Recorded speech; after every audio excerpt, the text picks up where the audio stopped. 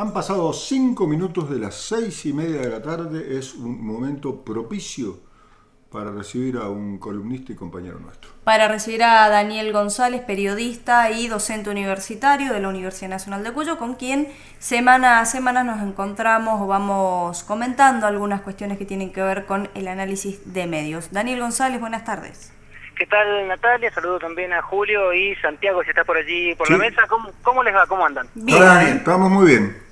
Bueno, me alegra mucho. Habíamos quedado en estas columnas que hemos comenzado ya a desarrollar en torno a los observatorios de medios que provienen de los trabajos que se hacen en torno a la Universidad Nacional de Cuyo, justamente sobre esta temática, en continuar con un observatorio bastante amplio, bastante importante que habíamos desarrollado a fines del año 2012, que tenía que ver justamente con la cobertura de los medios locales respecto de los juicios por delitos de lesa humanidad, o el tercer juicio por delitos de lesa humanidad que se desarrolló aquí en Mendoza. Si bien habíamos adelantado que para la jornada de hoy comenzaríamos a indagar cómo fue la cobertura realizada por el Multimedio 1, por el grupo que responde a los intereses de Vila y Manzano, también es cierto que nos quedó un poco en el tintero analizar el Diario de los Andes. Sí. Recordamos que hace una semana comenzamos con la primera parte del observatorio, que fue indagar respecto de Canal 9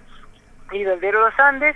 Nos desarrollamos bastante más el tema Canal 9 y nos había quedado pendiente el tema de los Andes. Me interesaba más retomar este punto y dejar para una semana más el otro multimedio, por varios aspectos que me parece que se analizan. Por un lado, ¿cuál es el sentido también de analizar o de realizar estos observatorios de medio, pensando particularmente la temática de derechos humanos y de lesa humanidad? Y más allá de la carga histórica, me parece que uno de los grandes valores tiene que ver con cómo se actualiza, cómo se toma ese discurso que tiene que ver con analizar un hecho ya acaecido, pero reconvertido a la mirada de hoy. Pensar desde la articulación de intereses actuales esa historia, un poco una práctica de resignificación de lo que fue la historia y su construcción en tanto relato actual en virtud de las disputas de intereses presentes. En ese sentido, el tema de los Andes aparece como rico por varias vertientes. Por un lado, esto que hablábamos, su condición de diario local adherido empresarialmente a Clarín, que ha marcado dos cuestiones. Por un lado, el abandono de federalismo local, si se puede denominar de esa manera, que históricamente presentó los Andes, esta carga del diario de los mendocinos, que al cambiar la estructura accionaria modifica también esta condición. Por otro lado, el gran peso que tiene Buenos Aires en el diseño de los contenidos, esto lo hablábamos en las primeras reuniones que hacíamos con ustedes, y que lleva a mostrar que este gran diario de los mendocinos, este histórico diario de los mendocinos, se ha convertido hoy en un diario de 2 páginas locales y el resto de contenidos que provienen desde la metrópoli. Pasando concretamente al análisis que tiene que ver con cómo fue la cobertura de los delitos de lesa humanidad por parte de los Andes, se da una coincidencia respecto de lo hecho por el Diario 1, que tiene que ver con una importante carencia de la temática presentada en las páginas del diario. Esto se daba también, como decíamos, en Canal 9, y también esta ausencia de fuente local, o por decirlo de mejor manera, de cobertura local. La gran mayoría de los temas que se trabajaron provinieron de descargas realizadas desde la agencia Telam. Que esto un poco lo adelantábamos. Llama la atención esto, como en un tema que se desarrollaba no solo en la provincia, sino a pocas cuadras de las redacciones de los medios, lo que primó fue el trabajo tercerizado, usar la fuente secundaria, usar la fuente que llega documentada por otro medio. Y esto creo que es llamativo y que marca una tendencia. Sí. Pensando en el caso entonces específico de los Andes, en la observación que se hizo desde el 2 de agosto hasta el 31 de octubre, solo 5 notas aparecieron respecto de la temática de derechos humanos. Recordemos, Daniel, que en ese juicio habían 2 días a la semana en las que habían audiencias, más de todas ellas, más de un testimonio. Claro. Exacto, digo, jueves y viernes habitualmente, de días de audiencia, y jornadas extensas, un trabajo bastante arduo de todo eso solamente hubieron 5 notas que aparecieron en los Andes. Y en esta encontrábamos también, y por esto hablábamos de cómo se rearticula el discurso de los intereses actuales, la situación específica que tiene que ver con las investigaciones en torno a la apropiación ilegal de Ernestina Herrera de Noble respecto de sus hijos, y que motivó un distanciamiento importante y una crítica muy fuerte desde el diario Clarín y por ende de los Andes hacia los organismos de derechos humanos.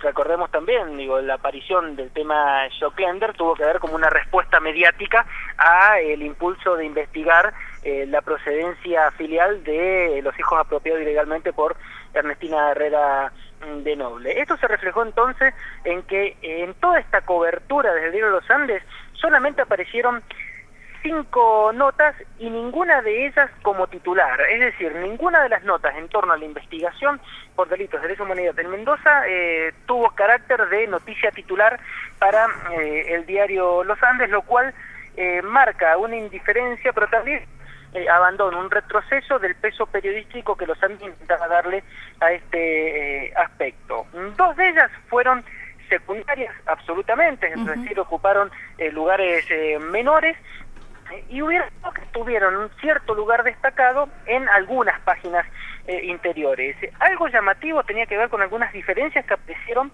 en torno a la edición online y a la edición en papel. Por ejemplo, una de estas 5 notas apareció en online directamente hablando de los vuelos de la muerte en el Carrizal. Esto tiene que ver con una declaración que apareció en estos juicios de señalar de manera más o menos concreta. Esto es un rumor que siempre está dando vuelta y lo hablábamos en su momento. Todavía no se ha avanzado en investigar la situación del Carrizal, pero que comenzó mientras el diario online, una versión, la del online, que por su propia estructura hasta de personal tiene una línea un poco más laxa respecto de la construcción fuerte que hace Clarín, habló de vuelos de la muerte en el Carrizal.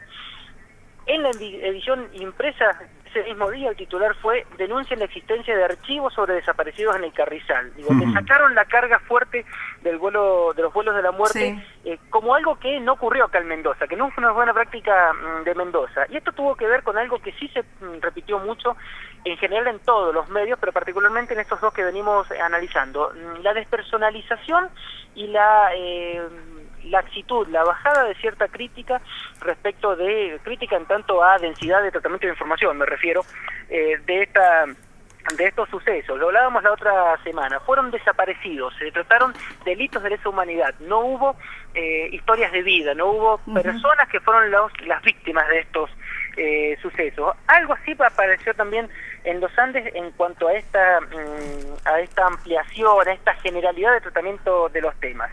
Y el otro aspecto tuvo que ver con articular el eje de judicialización versus politización. Se trató particular y generalmente como una acción que se iniciaba desde la justicia, pero se desvinculaba de el rumbo político de época. No aparece marcada una clara referencia a que esta articulación de los juicios por delitos de lesa humanidad no provienen solamente innecesariamente de un avance de la justicia, sino de una decisión política que fue inicialmente la de declarar la anulación de las leyes de obediencia debida y punto final, en lugar de darlas, que no hubiera dado el efecto retroactiva, y que no son entendibles sino en un contexto político mayor que tiene que ver con repensar el desarrollo, el crecimiento y el rumbo del país, pero también repensando los orígenes y dando respuestas a los modelos anteriores que dieron lugar a la catástrofe que ocasiona el 2001 y que posteriormente da lugar